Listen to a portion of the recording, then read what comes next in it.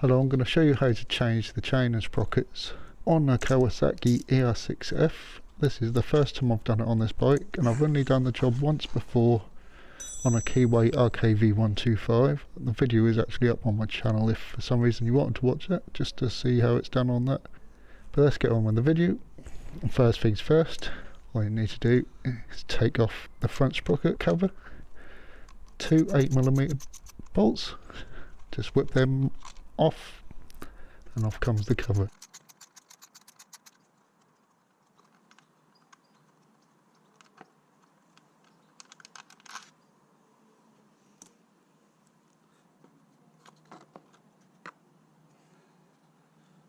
Now the cover is off, you just need to take off the speedo drive.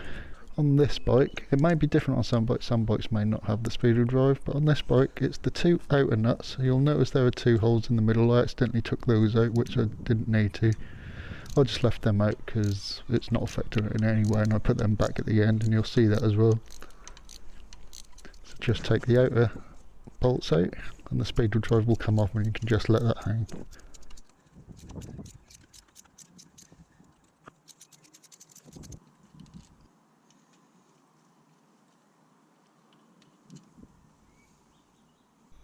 Got a couple of dowels on the back of it, so it may be a little awkward just pulling it away, but just pull it towards yourself. And the next thing is to just bend back the lock washer on the front sprocket nut. Just use a large screwdriver, an older one's better, but any decent one will do. You will notice that now and then I knock the camera by accident because I've got it fairly close to where I'm working. And you may notice, some people may not notice, there should be actually a little nut, it seems, on the actual nut as well. So there is a thread on the inside of the nut where it looks kind of square. I'm not 100% sure if it should be there or not, so I'm going to check on Kawasaki parts.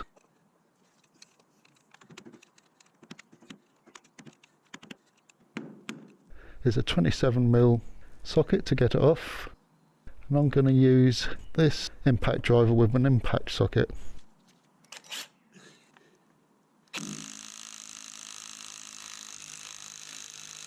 I have put a couple of pieces of wood between the wheel and the swing arm to stop it from moving, to make it easier to do, and as you saw, it makes it a much easier job rather than hanging on a breaker bar or anything like that.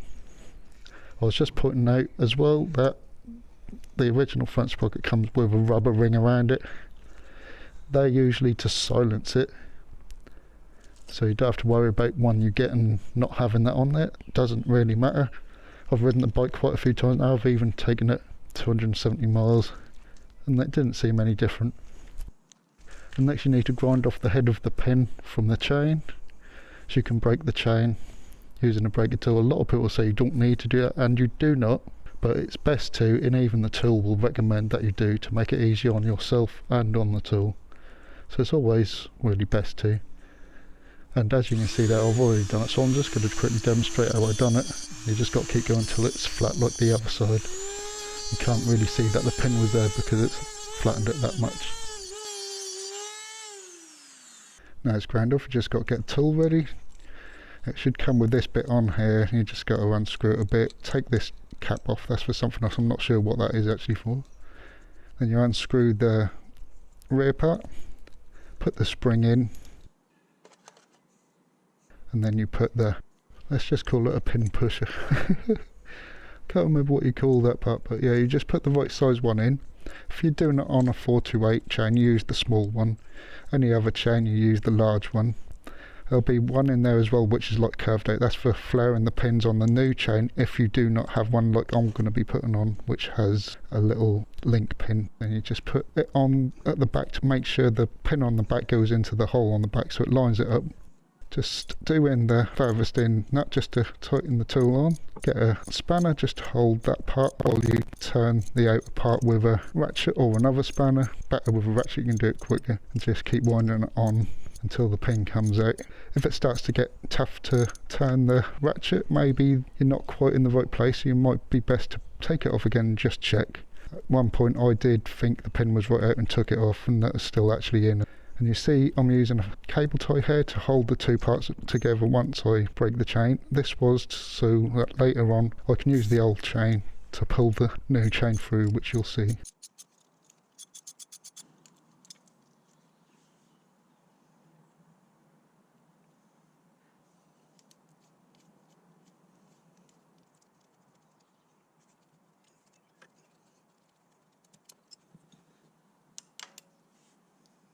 I'm now going to quickly change the front sprocket.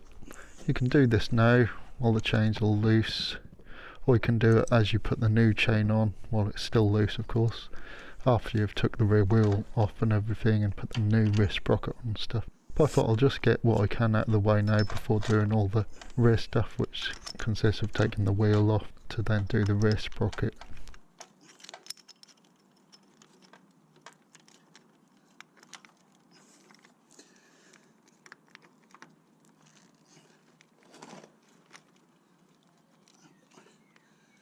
Once you've got the new one on, just put the washer back on, make sure it goes onto the splice. Pop the nut back on.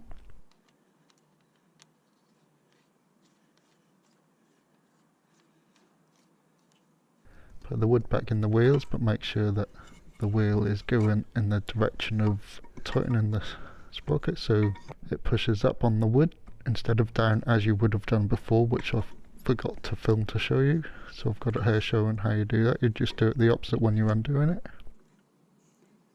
And there's my 18-year-old cat, or very nearly, in about a month's time, just over it. And now the wood's there, that'll hold it there, so I'm just doing that with this for now.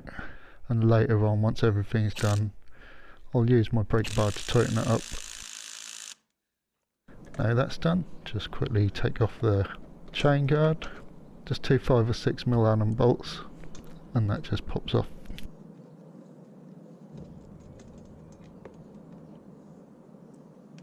Now we need to start getting the back wheel off. First of all, you need to take the split pin off, so just bend the ends back down and make them as straight as you can, and just try and pull it out. If it's being a bit awkward to get out, as it was for me, just pinch it back together as you need to and then just pop it straight out. Before undoing the rear axle, I decided to go right to the other side, quickly get the brake caliper off and out of the way. It's just two, again 5 or 6mm Allen bolts. I don't know exactly what sizes I use, I just pick one up and check it if it's the right size of the right size. If not, I'll try another one until it's the right size. So I know on this bike most of the Allen bolts are either 5 or 6mm. Back around the other side, I'm just making sure I've got the right socket. It's the 27 for the left hand side, and for the right hand side it's a 22mm. And again, just to make it a little easier on myself, I just held the socket on one side and used the impact drive on the other side just to get it off nice and quick. You won't need to use that to put it back on for this. There's also a washer that comes off as well, just keep that with the nut so you don't lose it. Now you just want to undo the chain adjuster, undo the lock nut and then the adjuster nut. Just wind them back so you can freely move the wheel backwards and forwards as you need to.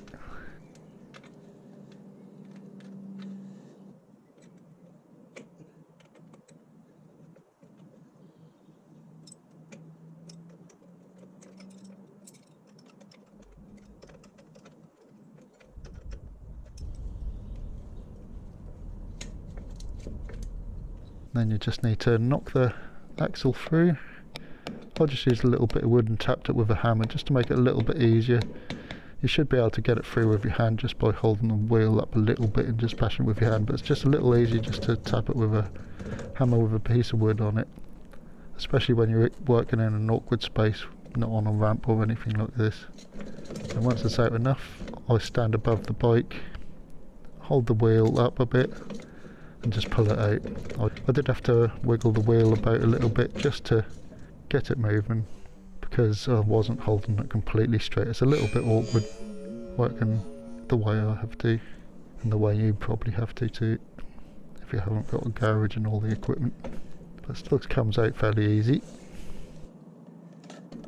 Once you've got that out, all you need to do is get the chain off the sprocket. You can take the wheel away. As you'll see, as I take the wheel off, the spacers fall out. Also the brake caliper bracket falls down, and I accidentally knock the chain adjuster out. You just have to pop that back in and just put the spacers in position next to each other as they came out, so you've got the left one on the left, right one on the right, to remember which one's which, because they are slightly different sizes. And just wheel the wheel away. And silly me, I forgot to press record while I was changing the rear sprocket, but all you've got to do is undo the nuts. They are 14mm for the standard nuts. Undo those, pull the old sprocket off and put the new one on, and the new or the original nuts, depending on what you decide to do. I decided to change them because mine were all filthy, as you'll see when I show them. The sprocket is supposed to be silver, but it's got oil all over it because there used to be a Scott oiler on my bike, but straight away I took that off. And the nuts are also very dirty, but I decided to buy some new ones anyway because they didn't cost much, and they are stainless steel as well, so I haven't got to worry about them corroding as long as I keep them nice and clean. And I believe the sprocket nuts are 15 Newton meters torque. That's one I do actually remember what it is. But I'll put more information in the comment section and the description of any torque settings needed. Now it's done, I'm just going to pop the caliper bracket back in its place. This is where it's a bit of a pain because it doesn't actually hold itself up, it doesn't actually get bolted on or anything like that, so it's just held on by the wheel and everything once it's on. The same with the spacers and all that, so you have to make sure the spacers are in the wheel and the caliper bracket stay in place as you put the wheel in. A little bit awkward, but you get there.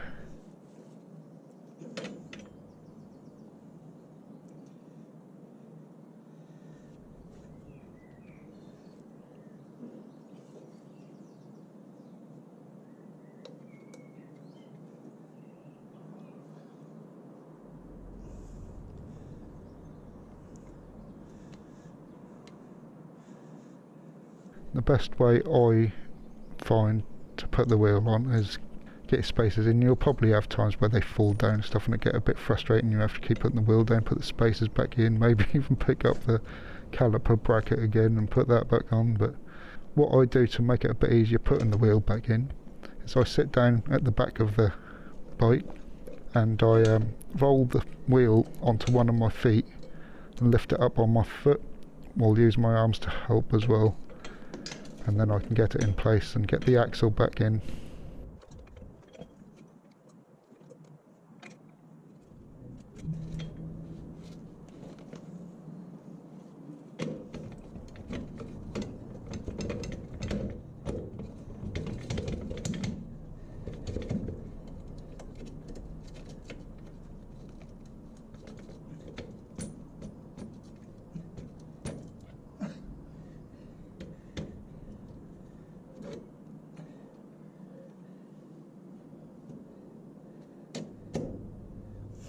Then we can move on and start putting it back together. Get the nut on loosely, don't forget the washer.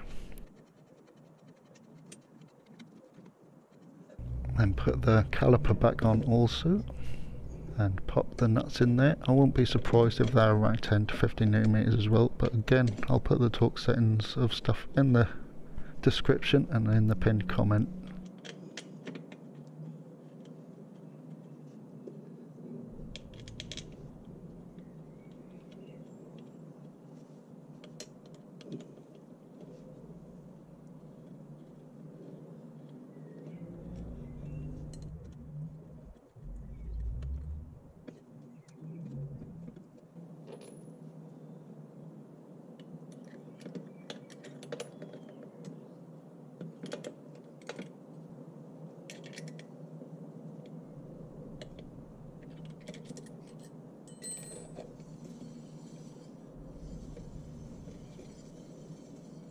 Once that is on, you can then go ahead and put the chain on. If you remember, I put the zip tie on the old chain, holding that together so it doesn't fall off through the front sprocket or anything. So I can use that now. I'll just cut the cable tie that's on that and then cable tie the one end that is going through the top of the front sprocket to the new chain, so I can then pull it through from the other side. Let's pull it round.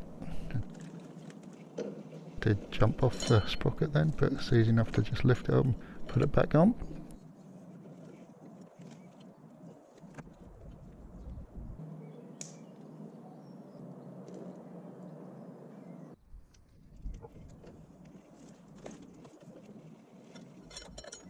If it ever goes slack in the middle like that, all you need to do is quickly lift the top up like this, hold it up while you pull the bottom to tighten it up, and then you should be able to make sure the chain goes on right together. Just make sure you push the wheel right forward if you haven't already, because you'll then adjust that later on as you're adjusting the tightness of the chain. Now we need to put the grease on the new link, put a fair bit on there. I do end up taking my gloves off because it ended up being really awkward putting the grease on with the gloves on. Once you've put a bit of grease on the new link, put the new O-rings or X-rings or XS rings. I don't know what the difference is between X or XS rings, but this is apparently an XS ring chain from Afam. The sprockets are also Afam. Make sure they're nicely oiled, as I said, and then you pop the link through from the back of the chain, so the pins come through.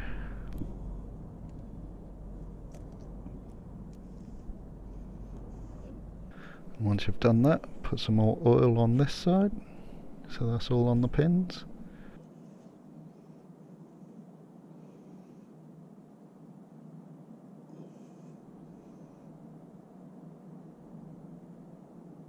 Then you put the O-rings or X or XS rings on. Make sure they're nicely oiled. You could also put a bit of oil on the link plate that you put over the top of that. And for this one, you only need to push it on as tight as you can with your fingers. You may need to use the chain tool just to push it on a little further if you can't see the grooves that the link clip goes into, if yours is like this. If not, you'll need to watch another video to see how to flare the pins. But I was surprised on this chain that it was a link pin, but I'm totally okay with using those. All you need to do is get the link pin into place. Just put where the hole is at the back over the left hand side pin, so the other side is ready to be pushed onto the other pin.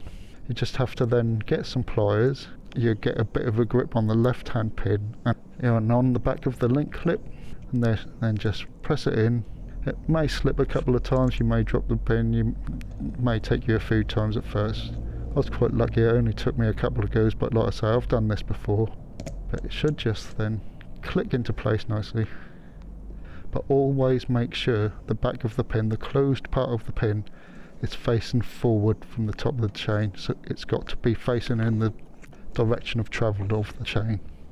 But now that's done, I'm just going to finish off tightening up the front sprocket so we can get that out of the way and finish up the job.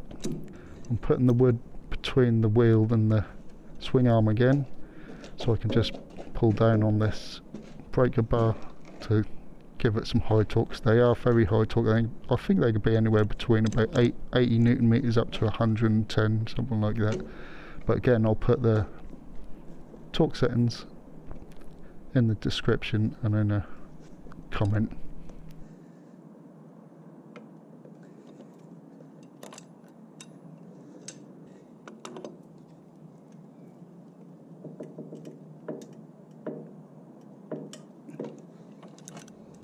Once you've tightened it, you then need to rebend the lock washer.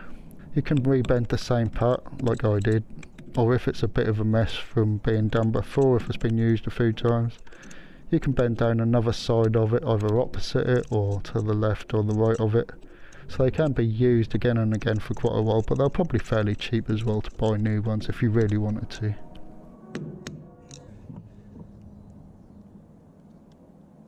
And once that's done, put the speedo drive back on. Remember, you should only have the 2 outer nuts off to do, but I've got 4 nuts to do. But in editing, obviously I will just speed it up and skip a little bit of each bit so you can just see me doing them up without having to watch every single turn. And once that is all done up and stuff, you can put the front sprocket cover back on, but here I do not do that because on the same day I actually fitted my end can, which another video for that will be coming soon. The Scorpion end can I put on this. I've already got a video out of the spark plugs and DNA performance filter that I fitted a little while ago as well. But I needed this open so I could disconnect the O2 sensor off the exhaust to take it off and put the O2 sensor on the new pipe as well, which I believe on the American version of this Sage bike it may not have had an O2 sensor on the pipe, so you don't have to worry about that on that. Then once all that has been done, we can then head back to the rear of the bike. And now all we need to do at the back here is do the adjusters up and then adjust them. Pull the wheel back first of all, as far as you can bring it back so the chain is as tight as you can get it just from doing that. And then do the axle nuts up just to tighten them up so the wheel is as tight as it needs to be just about, and then just back up a bit so I can still move it to adjust the chain.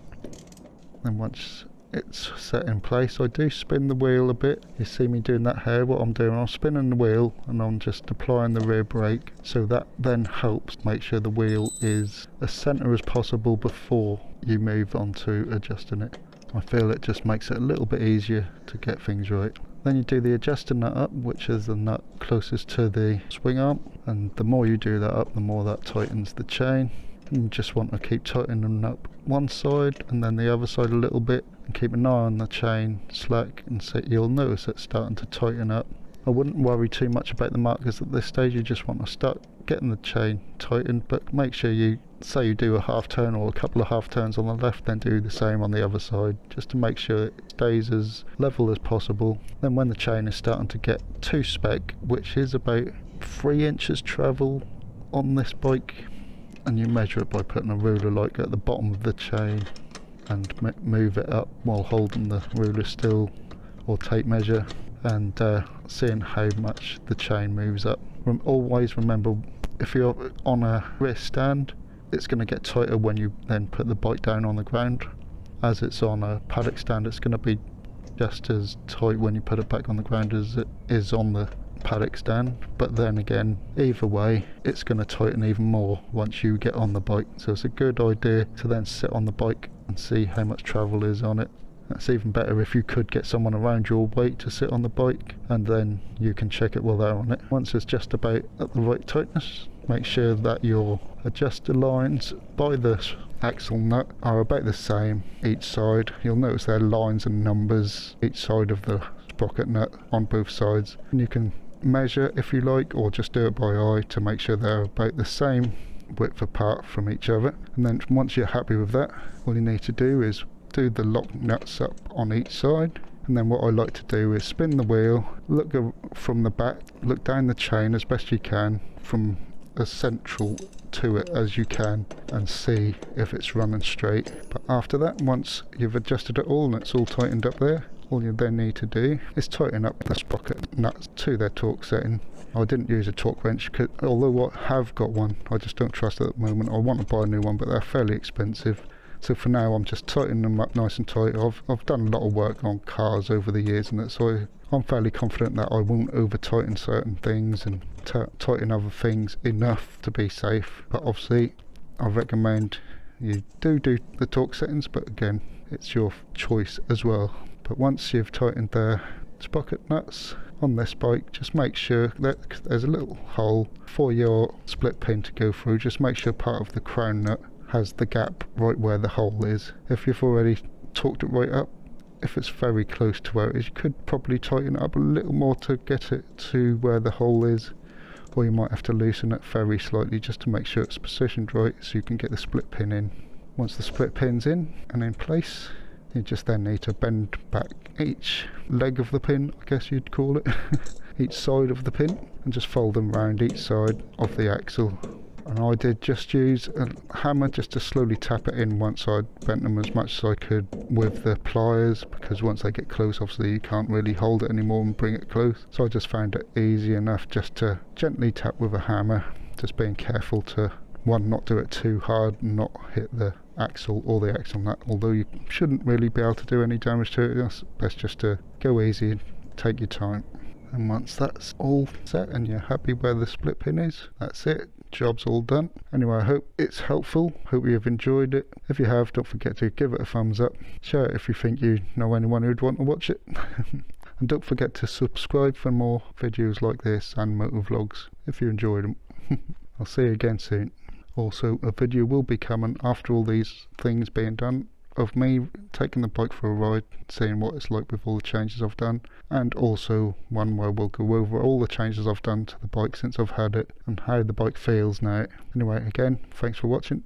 I'll see you again soon.